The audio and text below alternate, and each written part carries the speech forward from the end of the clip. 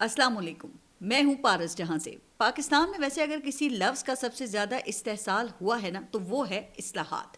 ख़ास तौर पे जब ये लफ्ज़ किसी शरीफ ख़ानदान की शख्सियत की ज़बान से अदा हो, जिन्होंने तकरीबन कोई 40 बरस इक़्तिदार के ऐवानों में गुजार दिए हों। अब हैरत की बात यह है कि 4 दहाइयों की हुक्मरानी के बाद भी यही ख़ानदान इस कौम को ये बता रहा है कि अब इस्लाहात की ज़रूरत है। गोया ये निज़ाम ये कल ही इनके हाथ में आया हो। अब मुझे ये बात वज़ीर आज़म शहबाज शरीफ की ज़ेर सदारत सिविल सर्विसेज में इस्लाहात से मुतालिक एक इजलास का एलामिया देखकर याद आई, जिसमें वज़ीर आज़म शहबाज शरीफ फरमाते हैं कि सिविल सर्विसेज को बैनुल अक़वामी मयार से हम आहंग करने के लिए इस्लाहात नागुज़ीर हैं। हुजूर, मान लिया कि आपके साथ ज़्यादतियाँ हुई हैं, ये भी मान लिया कि आपकी हुकूमत भी ख़त्म की जाती रही है, लेकिन फिर भी आपके ख़ानदान की इस मुल्क पर हुक्मरानी का दौरानिया ना मिलाकर ये कई अदवार बनते हैं। इसके बावजूद आप आज भी इस्लाहात ही की बात कर रहे हैं। कभी FBR की इस्लाहात, कभी पुलिस में इस्लाहात, कभी मीडिया की इस्लाहात, कभी सिविल सर्विसेज की इस्लाहात। तो सुनने में भाई ये लफ्ज़ बहुत अच्छा लगता है, लेकिन यहाँ मामला नीयत का है। वैसे अगर हुक्मरान अशराफिया की नीयत हो ना, तो ये इस्लाहात तो फिर कब की हो चुकी होती, लेकिन यहाँ मसला ये है कि अशराफिया और ब्यूरोक्रेसी का एक ख़तरनाक नेक्सस है, जिसमें फिर इस्लाहात तो नामुमकिन है। ये दोनों का एक गठ जोड़ है जो मिलकर अवाम का ये कचूमर निकालते हैं। नहीं, क्या इन्हें नहीं मालूम कि रोज़ाना आम आदमी सरकारी दफातर में किस कर्ब से गुजरता है, किस तरह पुलिस और DC ऑफिस में अवाम से तौहीन आमेज़ रवैया अख्तियार किया जाता है, और किस तरह ये अफसरान ये करोड़ों रुपए मालियत की लग्जरी गाड़ियों में अवाम के टैक्स के पैसे पर सफ़र करके ख़ुद को इन्हीं अवाम पर हुक्मरान समझते हैं। और ज़रा ढिठाई का आलम देखें कि आज भी ये इस्लाहात की बात कर रहे हैं। चले जनाब, उम्मीद है कि आपकी नीयत दुरुस्त होगी और आप वाकई इस्लाहात करना चाहते होंगे, और अगर ऐसा है तो अल्लाह ताला आपको इसमें कामयाब करे। वैसे एक मशहूर वाक़या है कि एक बैंक में डाकू घुस आए। चिल्ला कर वो कहने लगे कि सारे नीचे लेट जाओ, पैसे तो हुकूमत के हैं, जान तुम्हारी अपनी है, और सब फिर नीचे लेट गए। डकैती के बाद जब डाकू वापस लौटे तो एक कम उम्र लेकिन इंतहाई पढ़े लिखे डाकू ने बड़े डाकू से, जो कि सिर्फ चंद जमाते पास था ना, पूछा कि भाई कितना माल हाथ आया है। बड़े डाकू ने कहा कि तुम बड़े ही बेवकूफ़ हो, इतनी ज़्यादा रकम है भाई हम कैसे गिन सकते हैं, टीवी की खबरों से हमें खुद ही पता चल जाएगा कि कितनी रकम है। डाकुओं के जाने के बाद फिर बैंक मैनेजर ने बैंक सुपरवाइज़र को कहा कि पुलिस को जल्दी जल्दी फ़ोन करो। सुपरवाइज़र बोला, सर इंतज़ार करें, पहले अपने लिए 10 करोड़ रुपए तो निकाल लें, और फिर जो हमने वो पिछला 70 करोड़ रुपए का गबन मारा है उसको भी तो डकैती की रकम में डाल लें। तो अगले दिन मीडिया पर खबर चली कि बैंक में 80 करोड़ रुपए की डकैती हुई है। असल डाकुओं ने रकम वो गिननी शुरू कर दी, और बार बार गिनी उन्होंने, लेकिन वो सिर्फ जो डाकुओं के पास थी वो तो 20 करोड़ निकली।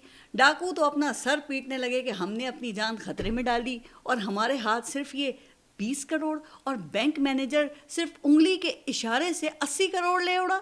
तो खैर ये तो एक लतीफ़ा है, लेकिन बदकिस्मती से ये पाकिस्तान के लिए एक ड्राउनी हकीकत बन चुका है। अब पाकिस्तान एक बड़ा सा बैंक है जिसे हर चंद साल बाद लूटने के लिए कुछ लोग आ जाते हैं, और जब तक ये लूटते रहते हैं ना, वो दूसरे सारे खड़े तमाशा देखते रहते हैं।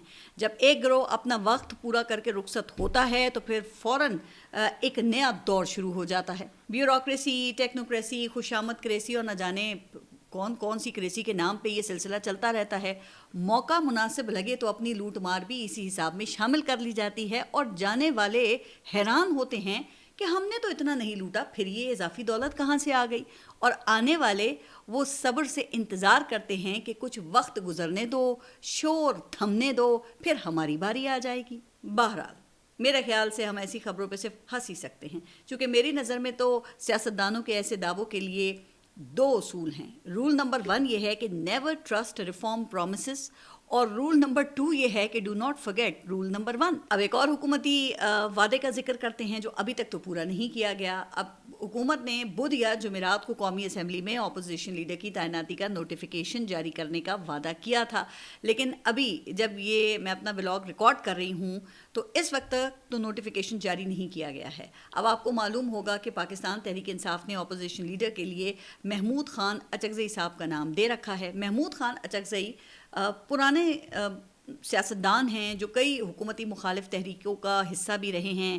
یہ ARD, APDM, PDM جیسی تحریکوں میں مسلم لیگ نون اور پاکستان پیپلز پارٹی کے ساتھ مل کر حکومتوں کے خلاف تحریکوں کا حصہ رہے ہیں. ہاں، پاکستان کے حوالے سے ان کے چند بیانات وہ قابل اعتراض ضرور ہیں اور مجھے ان سے کئی ایشوز کے اوپر شدید اختلاف بھی ہے، اور انہی بیانات کی وجہ سے یہ مقتدر حلقوں کو بھی قبول نہیں ہیں. لیکن 2022 سے پہلے مسلم لیگ نون کو ان سے خصوصی محبت ہوا کرتی تھی. مسلم لیگ نون کے دور حکومت میں ان کے بھائی محمد خان اچکزئی کو بلوچستان کا گورنر بھی بنایا گیا تھا، اور یہ اتنے خوش نصیب گورنر تھے جو 5 سال تک گورنر رہے تھے. اچھا، اس دوران بلوچستان میں عبد المالک بلوچ، ثناء اللہ زہری اور عبد القدوس بزنجو جیسے 3 نامور وزرائے اعلیٰ تبدیل ہو گئے، لیکن گورنر تبدیل نہیں ہوا.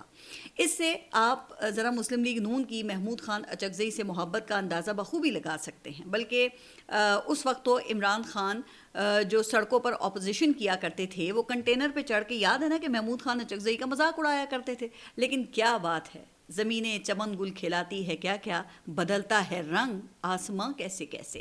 آج وہی محمود خان اچکزئی اسٹیبلشمنٹ کے ساتھ ساتھ مسلم لیگ نون کے لیے بھی ناپسندیدہ شخصیت بن چکے ہیں. اور عمران خان کے تو خیر اتنے پسندیدہ ہیں کہ ان کا نام اپوزیشن لیڈر کے لیے دے دیا گیا ہے. اگر آج کسی وقت یہ نوٹیفیکیشن ہو جاتا ہے تو محمود خان اچکزئی مسلم لیگ نون کو ٹف ٹائم لگتا تو ہے کہ ضرور دیں گے، کیونکہ پاکستان تحریک انصاف کی دستیاب قیادت کی طرح وہ کوئی مصالحت بھرے بیانات تو نہیں دیں گے. لیکن ان کے اپوزیشن لیڈر بننے کا عمران خان کو کتنا فائدہ ہوتا ہے تو خیر یہ وقت ہی بتائے گا. لیکن اس سے یہ ظاہر ہوگا کہ عمران خان کے لیے کوئی سپیس پیدا ہوئی ہے، کیونکہ محمود خان اچکزئی مسلسل مذاکرات کی بات کر رہے ہیں. اور آپ نے دیکھا کہ پاکستان تحریک انصاف کی جو سیکنڈ ٹیئر لیڈرشپ ہے اس نے مذاکرات کی باتیں شروع کر دی ہیں. اب بیرسٹر گوہر کے بعد علی محمد خان نے بھی یہی بات کی ہے. لیکن دوسری طرف علیمہ خان، سلمان اکرم راجہ جیسا اینٹی مذاکراتی گروپ بھی اپنی جگہ پہ موجود ہے، جو پاکستان تحریک انصاف کے سوشل میڈیا اور بیرون ملک یوٹیوبرز کی رائے کے مطابق صرف سڑکوں پر نکلنے کو ہی حل سمجھتے ہیں، یا سمجھتے ہیں کہ سڑکوں پر نکلنا ہی حل ہے، جو میرے نزدیک اس وقت ایک دانشمندانہ فیصلہ نہیں ہے، اور اس سے ابھی تک کچھ حاصل بھی نہیں ہوا نا. خیر آگے بڑھتے ہیں. اچھا، عطا تارڑ نے ریسنٹلی ایک پوڈ کاسٹ میں ونڈر بوائے کی خبروں کو ہالی ووڈ کی مارول کامکس سیریز کی فلموں سے تشبیہ دی ہے، لیکن ساتھ ہی انہوں نے یہ بھی کہہ دیا کہ یہ خبریں فلاپ ہو گئی ہیں. اب لگتا ہے کہ عطا تارڑ شاید مارول کامکس کی فلمیں دیکھتے نہیں ہیں، ورنہ ان کو معلوم ہوتا کہ اس پر بنی تمام فلمیں ہی سپر ہٹ رہی ہیں اور یہ پوری دنیا میں کئی ملین ڈالر کے بزنس کرتی ہیں. ویسے بھی پاکستان میں ہر حکومت کو کسی ونڈر بوائے کے نہ آنے کا ہی گمان رہتا ہے، اور ہر حکمران آخری وقت تک اپنی کرسی کو مضبوط ہی سمجھتا ہے. ایوب خان، ذوالفقار علی بھٹو، جنرل ضیاء الحق، بے نظیر بھٹو، میاں محمد نواز شریف، جنرل پرویز مشرف، آصف علی زرداری اور عمران خان، سب کو آخری وقت تک اپنی کرسی کے مضبوط ہونے کا ہی گمان تھا نا. تو عطا تارڑ کے لیے اطلاع یہ ہے کہ ہو سکتا ہے کہ ونڈر بوائے کوئی اور نہیں، آپ کے شہباز شریف ہی ہوں. ویسے مجھے خود بھی ان خبروں پر یقین نہیں ہے، اور میں اپنے ولاگز میں ان خبروں کا پوسٹ مارٹم کر چکی ہوں، لیکن میرا مشورہ یہ ہے کہ مارول کی فلموں کو فلاپ سمجھنے کی غلطی مت کیجیے گا. اچھا، عطا تارڑ نے وزیر اعلیٰ جو خیبر پختونخوا ہیں سہیل آفریدی، ان کو 4 شعبوں میں پرفارمنس کا مقابلہ کرنے کا چیلنج بھی دے دیا. تو عطا تارڑ کا کہنا ہے کہ سہیل آفریدی 2029 سے پہلے ہیلتھ، ایجوکیشن، انفراسٹرکچر اور لا اینڈ آرڈر پر ہم سے پرفارمنس کا مقابلہ کر لیں. اب یہ تو بہت ہی اچھا چیلنج ہے، اور میرے خیال سے کسی صوبائی حکومت کے درمیان جو اصل مقابلہ ہے وہ پرفارمنس کا ہی ہونا چاہیے. جس طرح آپ نے آج دیکھا نا کہ بلاول بھٹو نے کئی گھنٹے سندھ میں صحت سے متعلق اپنی صوبائی حکومت کی کارکردگی پر روشنی ڈال کر سب اچھا دکھایا، اور اچھی بات ہے. ہم امید کرتے ہیں کہ وہاں پر آنے والے مریض بھی اس سے مستفید ہو سکیں گے. آخر گھر گھر سے بھٹو زندہ نکلے گا تو پاکستان پیپلز پارٹی کو ووٹ ڈالے گا نا.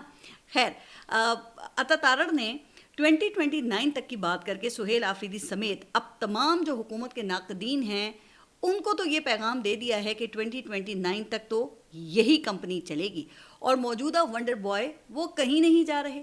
میری وفاقی حکومت سے اب درخواست کی جا سکتی ہے کہ آپ پرفارمنس کا مقابلہ ضرور کریں، لیکن اللہ کے لیے کسی طرح پاکستان کی سمندری شارک جو ہے اس کو تو قابو کر لیں. آپ جس کارکردگی کا یہ ڈھول پیٹتے پھرتے ہیں نا، آپ کی وہ ساری کارکردگی یہ شارک مچھلی بہا کر لے جاتی ہے. اور پاکستان میں انٹرنیٹ کی بندش سے آئی ٹی سیکٹر، فری لینسرز اور انٹرنیٹ سے منسلک معیشت کو اربوں روپے کا نقصان ہو جاتا ہے. اب ایک طرف آپ آئی ٹی سیکٹر کو دنیا کے مقابلے میں لانے کی بات کرتے ہیں، خطے میں پاکستان کو آئی ٹی کا مرکز بنانے کے دعوے بھی کرتے ہیں، اسٹار لنک اور 5G کو پاکستان لانے کی باتیں کرتے ہیں. دوسری طرف پاکستان میں جو انٹرنیٹ سروسز ہیں وہ دنیا کی بدترین سروسز میں سے ایک ہیں. آپ کے علم میں ہے کہ نئے سال کے آغاز سے ہی پاکستان میں جو انٹرنیٹ سروس ہے وہ متاثر رہی ہے نا. اور پھر خبریں یہ تھیں کہ کسی ناہنجار سویلین شارک مچھلی نے سمندر میں سب مرین کیبل کو نقصان پہنچایا تھا، جس کی مرمت آج کی گئی ہے، جس کی وجہ سے انٹرنیٹ سروسز وہ متاثر رہی ہیں. اب اگرچہ پی ٹی اے نے ایسی خبروں کی تردید کی تھی کہ سب مرین کیبل کی روٹین مرمت کے دوران ملک میں انٹرنیٹ سروس پر کوئی اثر نہیں ہوگا اور معمول کے مطابق جو سروسز ہیں انٹرنیٹ کی وہ بحال رہیں گی، لیکن اس کے باوجود یہ حقیقت ہے کہ پاکستان میں انٹرنیٹ سروس وہ 1 جنوری سے ہی متاثر ہیں. اچھا، پھر ایک اور چیز جس کا موجودہ حکومت بہت کریڈٹ لیتی ہے وہ خارجہ پالیسی کی کامیابیاں ہیں.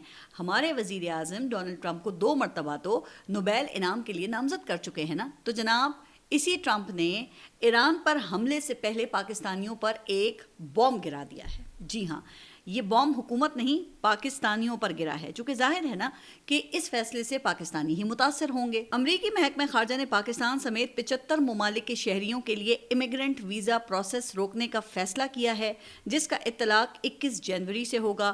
امریکی میڈیا کے رپورٹ کے مطابق متاثرہ ممالک میں پاکستان کے علاوہ صومالیہ، روس، ایران، افغانستان، برازیل، نائجیریا اور تھائی لینڈ، عراق، اردن، قازقستان، کویت، کرغزستان، لبنان، Libya, Nepal, Congo, Rwanda, Sudan, شام، تنزانیہ اور ازبکستان شامل ہیں.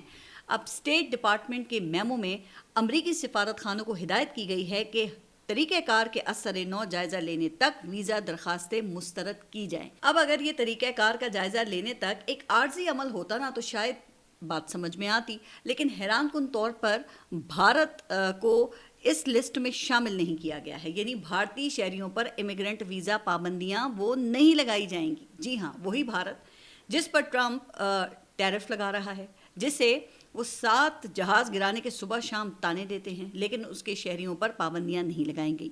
جبکہ ہم پوری دنیا میں دفاعی معاہدوں اور خارجہ پالیسی کی کامیابیوں کا کریڈٹ لیتے پھرتے ہیں. اچھا، آپ صرف امریکہ نہیں، پاکستانیوں کو ایسے مسائل تو آپ کو پتہ ہے کہ سعودی عرب اور یو اے ای میں بھی فیس تو کرنا پڑتے ہیں. یو اے ای نے تو خیر پاکستانیوں کو ویزا دینا عملاً وہ ناممکن ہی بنا دیا ہے، اور پھر ان ممالک میں پاکستانیوں کے ساتھ جو تضحیک آمیز سلوک ہوتا ہے وہ بھی سب کے سامنے ہی ہے.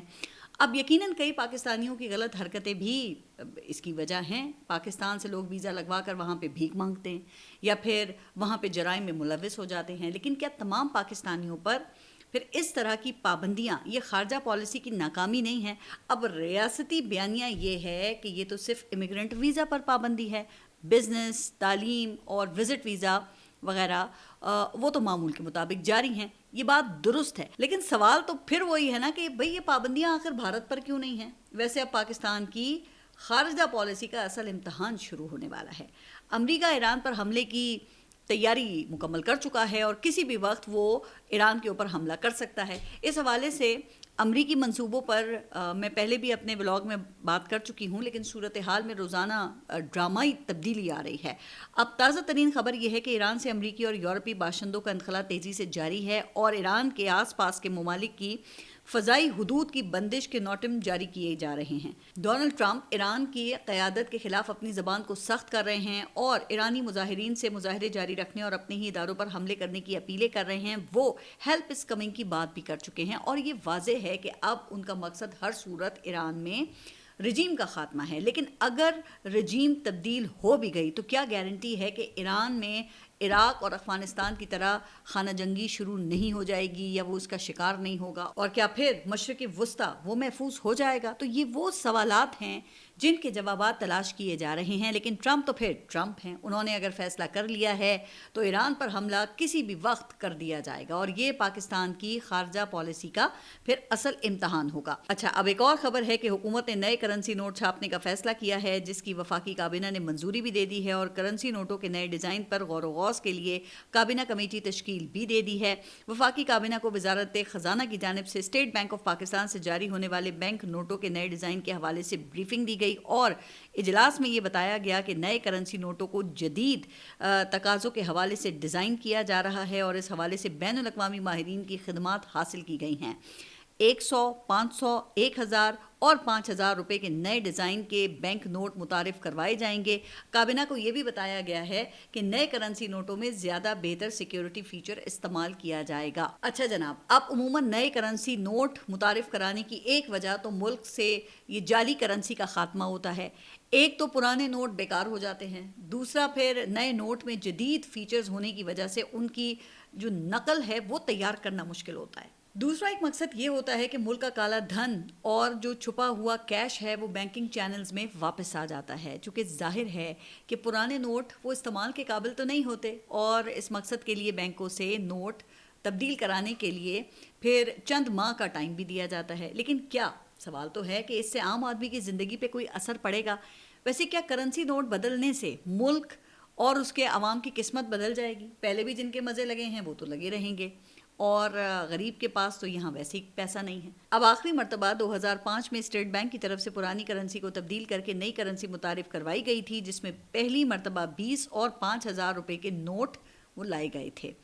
یہ وہی کرنسی ہے جو ہم آج کل استعمال کرتے ہیں، لیکن اس کے استعمال سے شاید کرنسی نوٹ کی کاؤنٹر فٹنگ پر فرق پڑتا ہو، لیکن ملکی معیشت کو اس کا فائدہ نہیں ہوا۔ ویسے 2016 میں نریندر مودی کی حکومت نے ڈی مونیٹائزیشن کرتے ہوئے اچانک 500 اور 1000 کے نوٹ کالعدم قرار دے کر 2000 روپے کا نیا نوٹ متعارف کروایا تھا، اور اگلے دن بینکوں کے باہر ہزاروں افراد کی لائن لگی ہوئی تھی، اور بینکنگ سمیت ملک کا جو پورا معاشی نظام تھا نا ان کا وہ جام ہو گیا تھا۔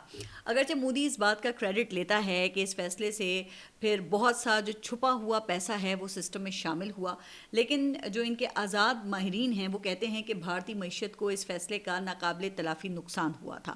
تو ہم امید کرتے ہیں کہ اسٹیٹ بینک اور حکومت عوام کو پرانے کرنسی نوٹوں کے بدلے نئے کرنسی نوٹ کے حصول کا باعزت راستہ فراہم کرے گی، انہیں بینکس میں ذلیل ہونے سے بچائے گی، اور نوٹ تبدیلی کے لیے مناسب وقت بھی فراہم کرے گی۔ اور ہاں ایک بات، جس طرح یہ آج کل ہر پوسٹر پہ حکمرانوں کی تصاویر لگانے کا فیشن ہے نا، تو نئے نوٹوں پر صرف پلیز قائد اعظم کی تصویر ہی برقرار رکھیے گا۔ اچھا، اب ایک خبر جو ہے وہ خیبر پختونخوا سے شامل کرتے ہیں، اور خیبر پختونخوا میں سیاسی شخصیات کے نام پر فینسی نمبر پلیٹس متعارف کرانے کا فیصلہ کیا گیا ہے۔ صدر آصف علی زرداری، میاں محمد نواز شریف اور عمران خان سمیت اہم شخصیات کے ناموں پر نمبر پلیٹس کی نیلامی ہوگی۔ ایکسائز اینڈ ٹیکسیشن کے صوبائی وزیر فخر جہاں کے مطابق یونیک چوائس نمبر پلیٹس کی نیلامی 27 جنوری کو نشتر ہال میں ہوگی۔ فینسی نمبر پلیٹس کی بولی کا آغاز 10 لاکھ روپے سے ہوگا۔ سب سے زیادہ بولی دینے والے کو من پسند سیاسی شخصیت کے نام کی نمبر پلیٹ دی جائے گی۔ صوبائی وزیر نے مزید یہ کہا کہ نیلامی کے عمل میں گاڑی مالکان بھرپور دلچسپی لے رہے ہیں، اور اس اقدام سے قومی خزانے کو نمایاں فائدہ پہنچے گا۔ یونیک نمبر پلیٹس کے حصول کے لیے شہریوں نے دستک ایپ کے ذریعے درخواستیں دینا شروع کر دی ہیں۔ چلیں پھر، یہ تو اچھی خبر ہے کہ ہمارے سیاستدانوں کے ناموں سے کسی طرح اس ملک کی معیشت کو فائدہ تو ہوگا۔ ویسے آپ کے خیال میں سب سے زیادہ بولی کس نمبر پلیٹ کی لگائی جا سکتی ہے؟ کامنٹس میں آپ اپنی رائے کا اظہار کیجیے گا، اور آپ سب اپنا خیال رکھیے، اور اگلے ولاگ تک کے لیے اللہ حافظ۔